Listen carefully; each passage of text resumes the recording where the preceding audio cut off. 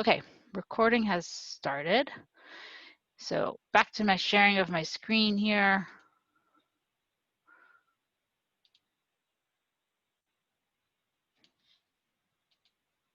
Okay, so this is the Family Reading Week main page, and actually I'm going to put this link here in the chat for you guys.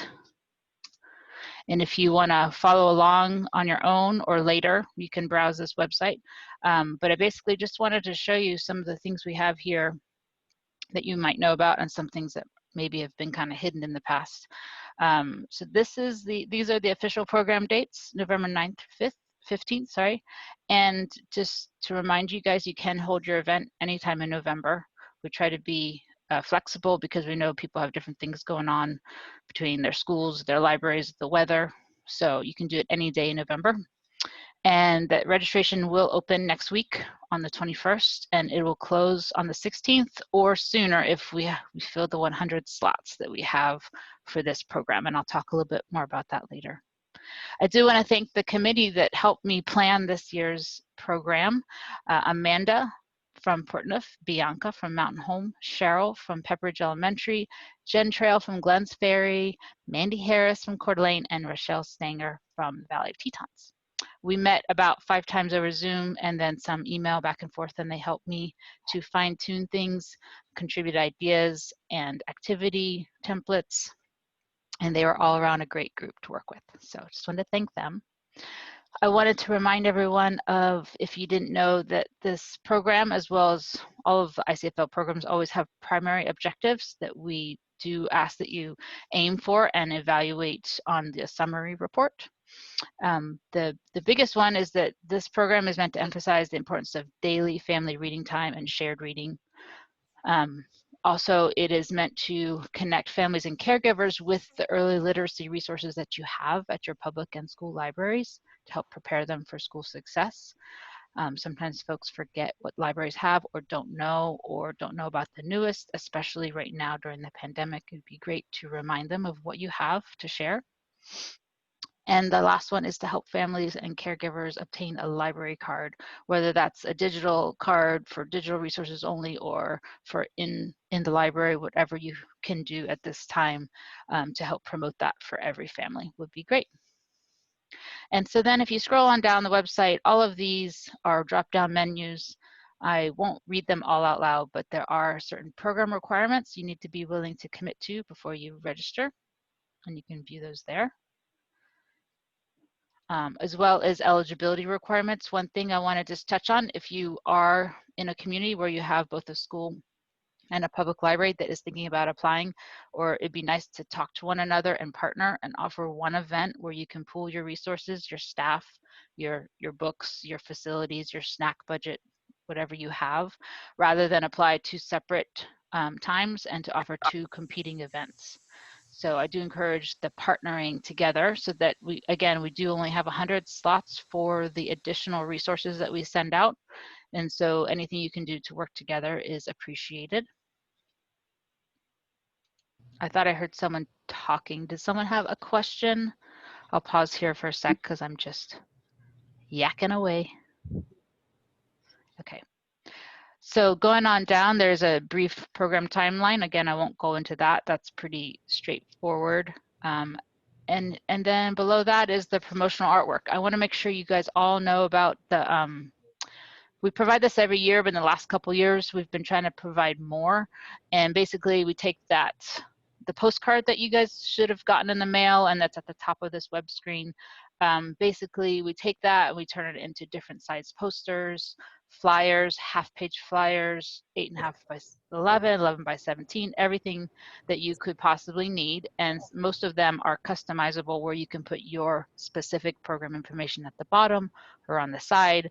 There's a black and white, there's a color, so you can customize what you need to promote your event and make sure people know about it. And as well as down at the bottom here, there's a Facebook banner and a website banner. So especially right now, while folks are doing a lot of things online, you can put those up on your social media and website sites.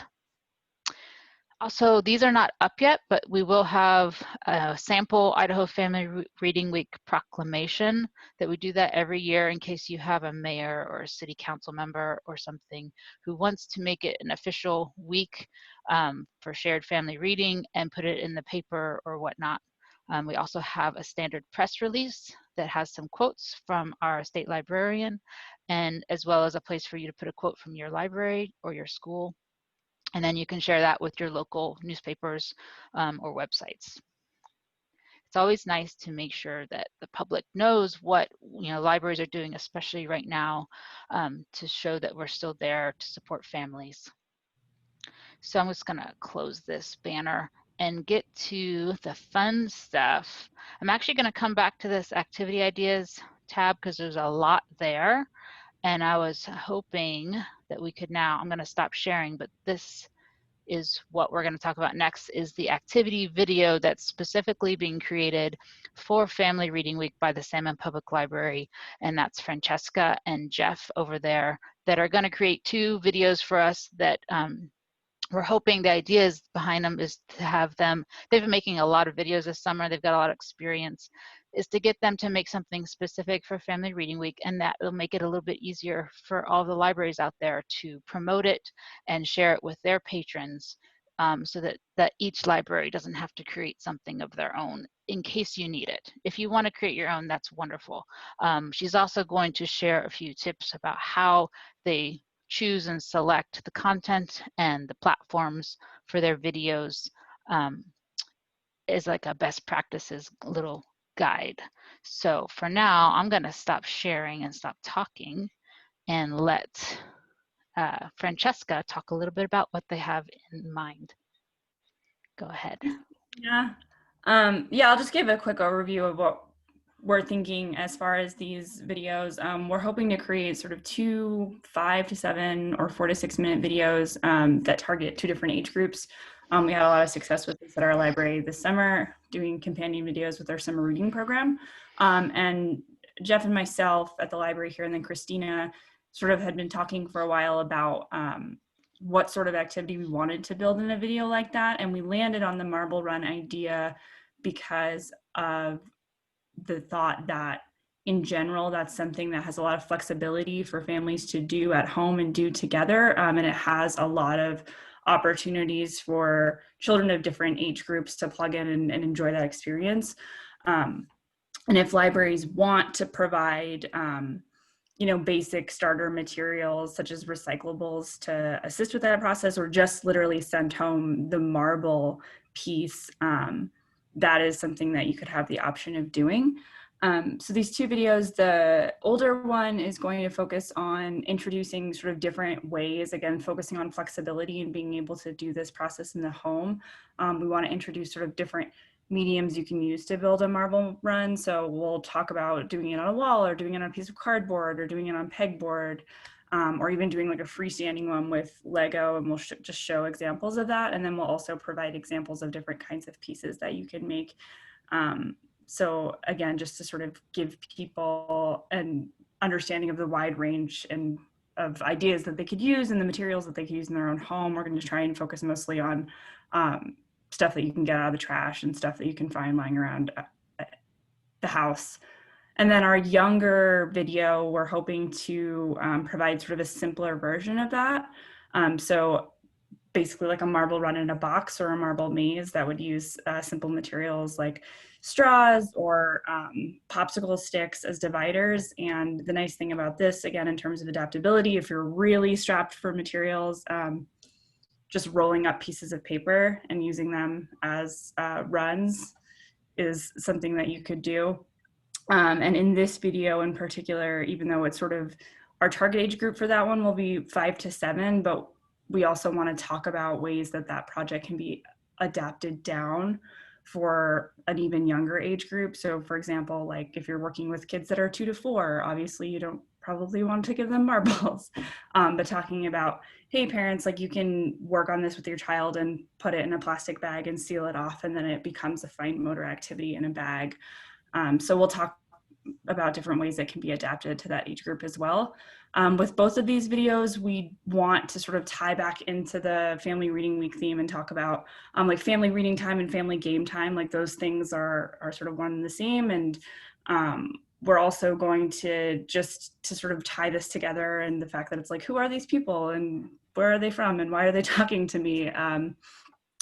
Christina's idea was to sort of make our examples based on the state of Idaho. So we're going to build our marble run sort of like the state of Idaho, and probably run a bit of it along the Salmon River and talk about how that's an important part of our story, but that they can make their projects based on their own story.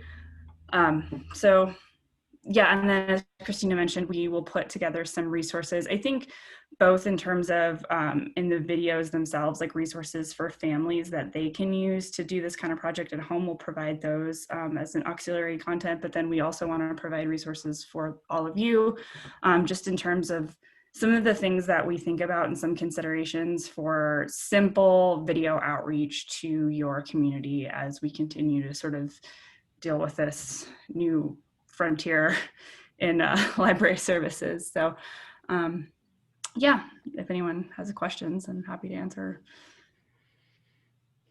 Yeah, that's great.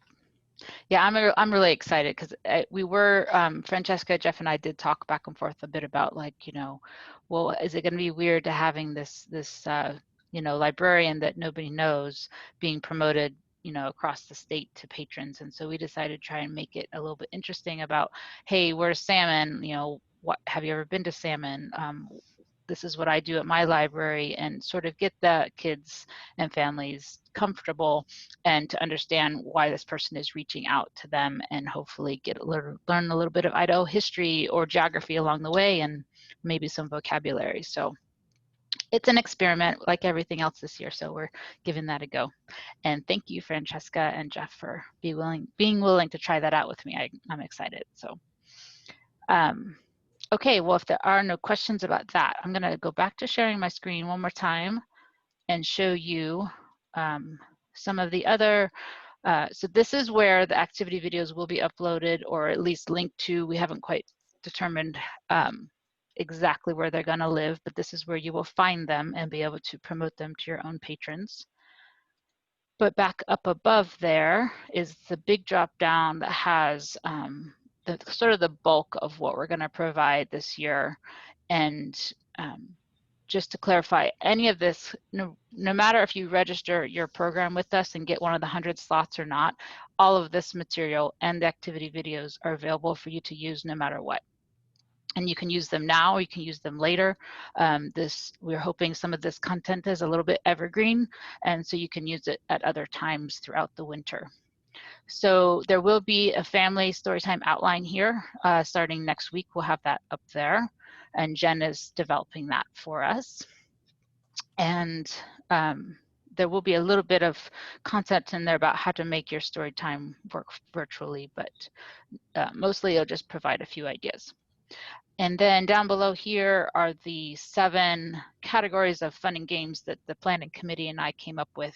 And each one of these is chock full of links. And most of these are 2 pages long, full of links and ideas. And so the idea here, I'm just going to open one of these and show you what it looks like.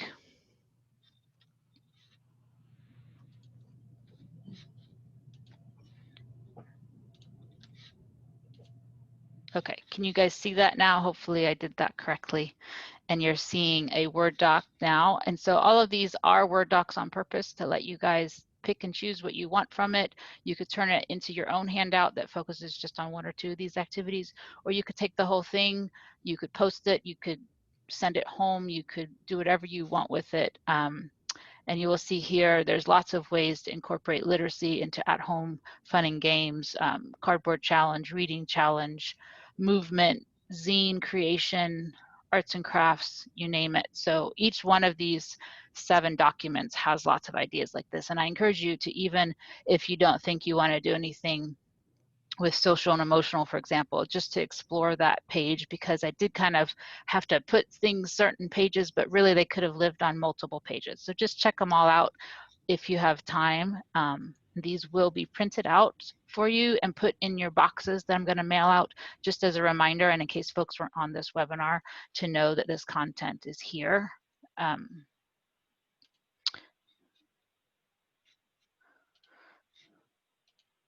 So I encourage you just to browse through those. There's also a themed recommended reading list that we might be adding a little bit more to later, but right now there's a couple of ideas for you of books that you hopefully, these are not all new books, there are some older books too, so you might have them in your collection already and you can make a display out of them, a curbside display, an in-library display. You could turn them into a recommended reading list that you send home, or a bookmark, or however you want to use it. There's some ideas there for you. And then I'm going to wrap up soon here because I know you're probably getting a little dizzy from the website, but there's just one more page I want to show you here, the general literacy resources. Again, this stuff is good for any time of year, but you can order support materials from us for free to add to your event now or anytime during the year, and there is a link here. The Ready to Read bingo card and Ready to Read activities handout comes in English and Spanish, and it's a good one for at home ideas and to connect with parents about early literacy. So those, you can actually click on these and download them and print them out yourself, or you can order them from us on the support materials form in a kind of slightly nicer, harder, thicker paper and in color if you want to do that route. And then as always, there's some Talking is Teaching handouts that I downloaded from Too Small to Fail campaign, and their Talking is Teaching handouts. They have lots of great things. It's all free. And so then down here, you'll see these are the books that we landed on to provide. Each year I try to provide some hardcover books and some paperback books for the 100 libraries that register. And so the idea is I have enough for the first 100 libraries, and the blackout and not a box, these actually are going to be hardcovers that you could keep in your collection if you wanted to. If these are titles that you don't have and you want to keep them to circulate, that is perfectly fine. I did try to get them in paperback so that I could buy some more paperbacks, but I couldn't quite do that. So you're also welcome to give these out as participant prizes if you want, to your families that come or that somehow participate in your event. And then these other two, Magic Treehouse, the activity book, and the journal, they're both nice, thick, really nice books. One of them's paperback and one's hardcover, but these definitely are intended to be used as giveaway prizes, giveaways to your participants that they get to take home and keep. So this is what will be sent out if you register, as well as there are some additional paperbacks that you can request, and you request those on the forms here. They're not up yet, but I will put them up by the 21st. There's a public library form and a school library form to register, so they're slightly different, as well as the summer reports that are due in December. There's a separate report for each entity, so be sure to pick the right report there.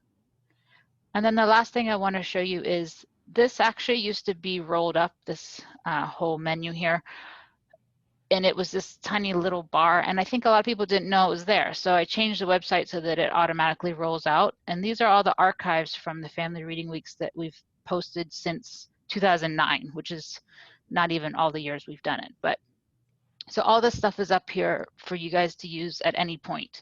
You can go back and browse through the content from each year, and you can see the themes here, and you're welcome to use that information. So I just wanted to make sure you guys knew that that was there. Once this year's archived, it'll go here as well. So I'm going to stop sharing. Those are the basics of everything that's on our website and everything we've developed for this year's theme of fun and games.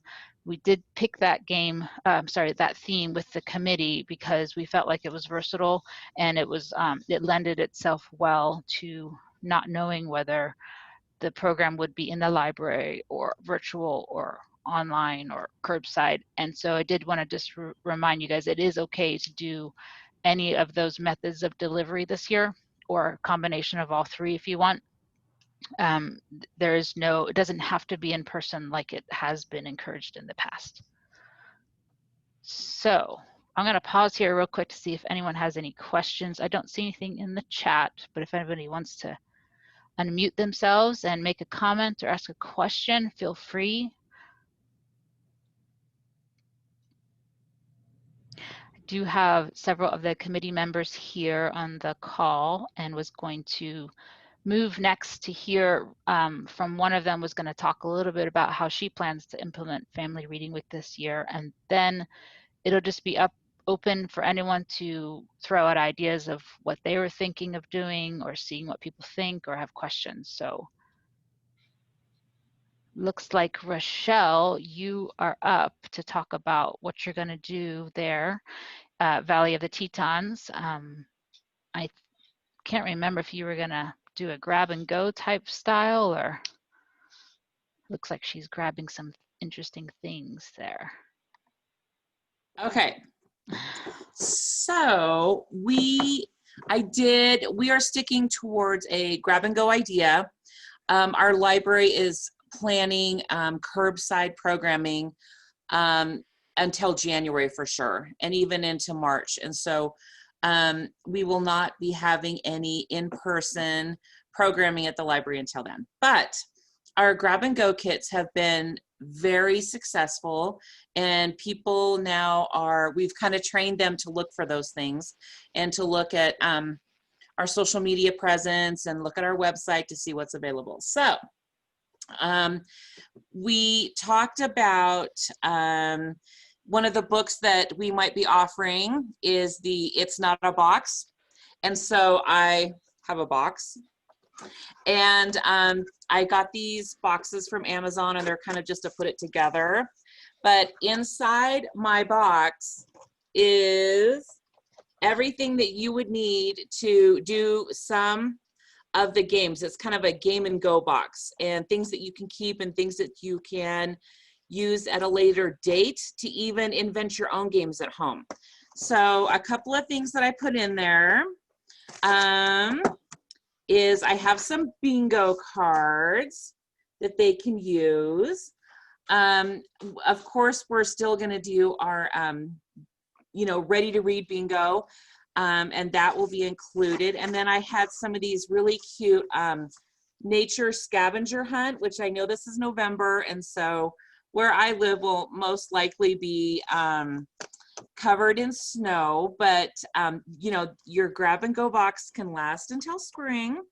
And then I decided to put in these large dice, and I bought a bunch of colors of these foam large dice, and you can use these for a variety of games. You can use these for some bingo options, or just some other things that you want to do. So I have some dice in here, and then I have some Play-Doh, which you can do Pictionary with Play-Doh. With kids, you can have them make their Play-Doh with a simple, like a dog or a cat or things like that, like a simple Pictionary game. So I have a couple of Play-Dohs in here. And then I have a couple of foam eggs, which we were going to use for the, we're going to decorate as dragon eggs for a couple of books. Let's see, what dragon slippers. Like I'm going to have all these linked to books that goes with a handout, and I have the handout, but my printer this morning is no longer printing black. It's just color. And so, of course, because, that's what happens on the day that you need your printer. And then I put stamps in here, little stamps to go on the bingo cards or things that they might need. And then I put in some golf pencils so that they can use those for games or whatever. And so I have some extra golf pencils. And then I have a little baggie. And in my little baggie, I put in some little dice so that they can use those for games. And then some of the things that I don't have in here yet are the rubber. I have rubber hammers to use for the that one of the game suggestions in there was to use the rubber hammers to hammer out on cards, like hammer the letter A or hammer the letter B and things like that. But so let's see, we are definitely going to put our little journals in here. We're going to put a handout, or it comes with a handout that shows parents how to use literacy and games, and how when you're using games, you're actually using your literacy skills and how to promote that and promote books.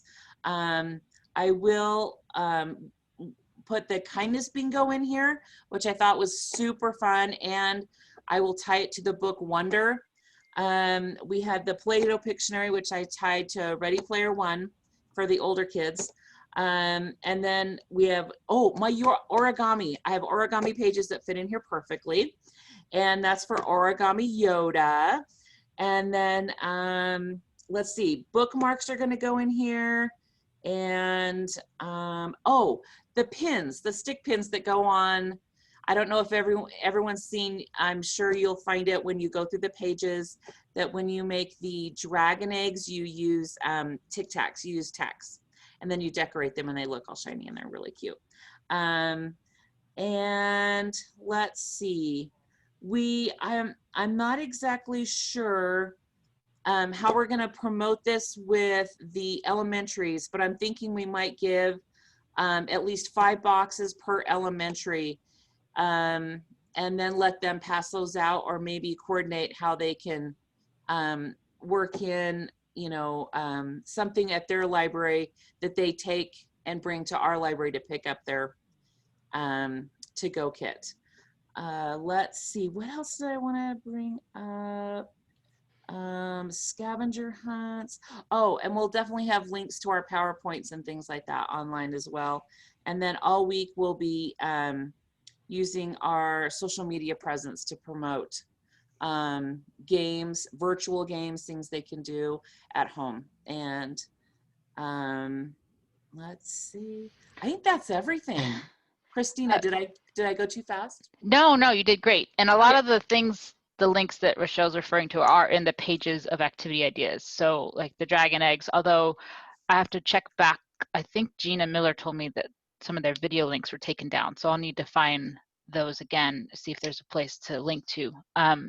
If you go to Pinterest and, just click on dragon eggs, right, you'll find how to do it. I mean, it's pretty simple. And, they don't even have to use the tacks. They can do whatever they want with the little foam eggs to make their own dragon eggs. So, right. There were a couple questions in the chat for you. Amanda wanted to know how many of those you're planning to hand out, how many of the boxes. And go ahead. Oh, I'm sorry, go ahead.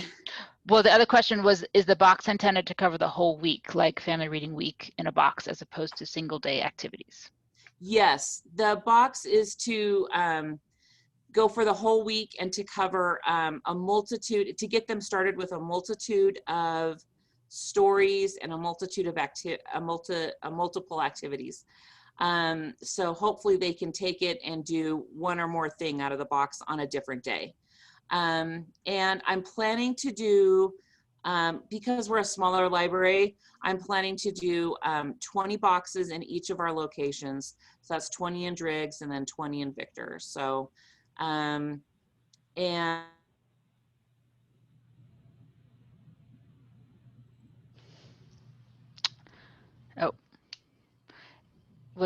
it looks like she's frozen, or is that me? Can everyone still hear me? Yeah, okay. I never know. Sorry, Rochelle, it looks like you've kind of frozen there for a moment, so we'll see if you come back in a minute. Did anyone else have any other thoughts on what they were thinking of doing that they wanted to share with the group, bounce off the group, or questions about the content or the dates or anything? Is anyone brand new to Family Reading Week and doing it for the first time? I'm brand new. I actually, we were planning on doing Free Comic Book Day back in May, and then everything shut down and the comics didn't actually come until they were getting them this month. So we are actually thinking of giving them away during Family Reading Week. And we were kind of trying to think of like activities and games to go along with them. So if anyone has any ideas. So they're all different kinds of comic books. Yeah. You have to think about that one. I know there was one link in there about an electronic book and like behind the scenes of how it was made, but that's not quite, yeah. Anybody have any ideas for Lauren? You could send like blank comic book strips and have them create their own comics. It's always fun. And actually that reminds me too, there's a link in there to a zine, but I know I've seen some zines that are very, you know, about basically how to make your own comic book type zine. Yeah, Lauren, we actually did, we did like a create your own graphic novel type thing as well this summer. There's actually a YouTube video available. I could message it to you. Oh, thanks. Yes. But we made templates on cardstock, and then we actually, I don't know if you have a Cricut, but we used that to cut, like mass cut a lot of, we got the Avery like blank label paper and then cut speech balloon stickers. And then we also did like some of the like boom and pow and bang and like things like that, and just gave them the sticker sheets. And so that was a pretty, yeah, so I can send that to you. That's great. That's a great idea. Francesca, do you mind putting it in the chat for everyone? That'd be.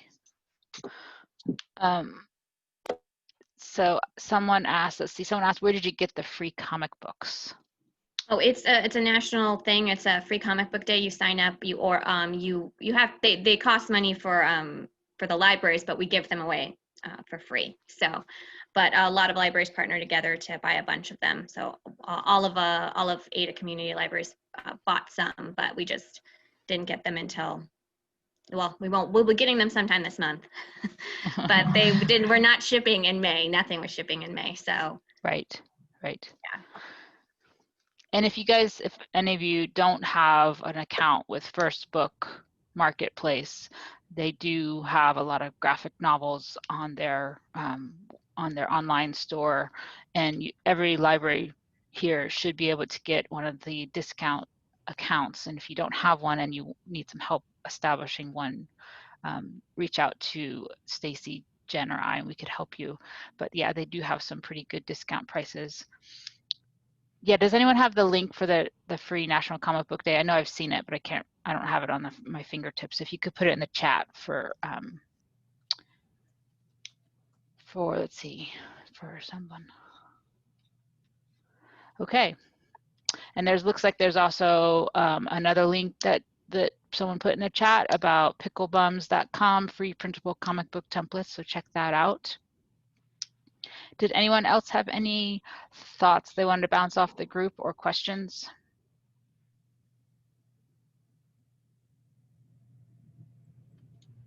I know I also wanted to mention that November 9th through the 15th is also National Children's Book Week, which is put on by Every Child a Reader. And I'm going to put that link in the chat here. That is actually, they have a lot of free downloadable templates and posters and reading logs, reading challenges, and they usually have really nice artwork because they get some children's illustrator to do artwork for them. And so it happens to coincide with Family Reading Week this year. They've started doing it. They used to do it in the spring only. Now they do it twice a year. They do it once in the spring and once in the fall. So I was like, oh, that's nice. So I kind of was leaning towards these dates anyhow and picked that week. So they actually have a lot of, they do the Kidlit web videos and author talks. So they have a lot of links for draw with the author and learn to draw their primary character in the book. And so they have a lot of links like that on their site. And some of those are on our activity ideas pages as well. So if you have a chance, check those out. Well, if there are no other questions, Christina, there is a question in the chat about tracking completion of at-home activities. Suggestions for tracking. Well, so our summary report does not ask for a formal evaluation. We're mostly asking about the numbers served and what resources you used and what was helpful, that sort of thing.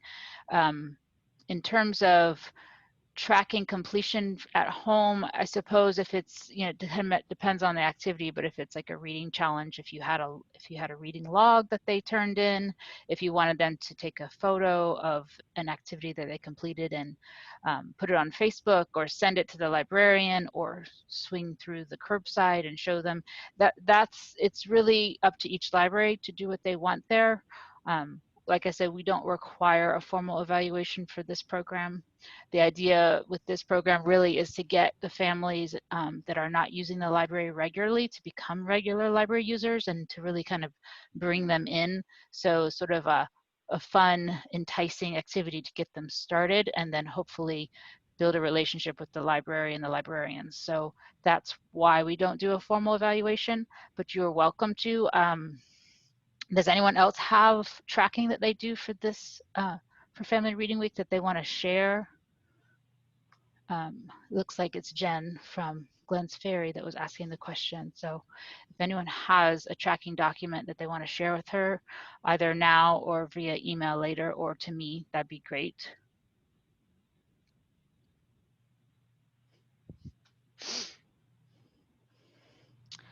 Okay, well, hopefully you guys will browse through the website some more.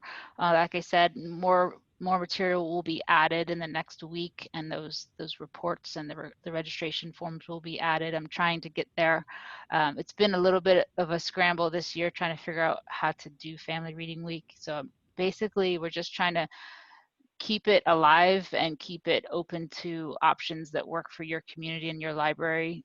If you want to reach out to me later, if you have ideas that you aren't sure if they fit, feel free to call me, to email me, or anyone on the planning committee might be able to help you as well.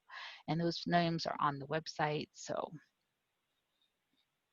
and I will, like I said, for those who couldn't make it, I'm going to post this recording later and share it. So for now, I'm going to go ahead and stop recording and just hang out if anybody wants to talk on the other side.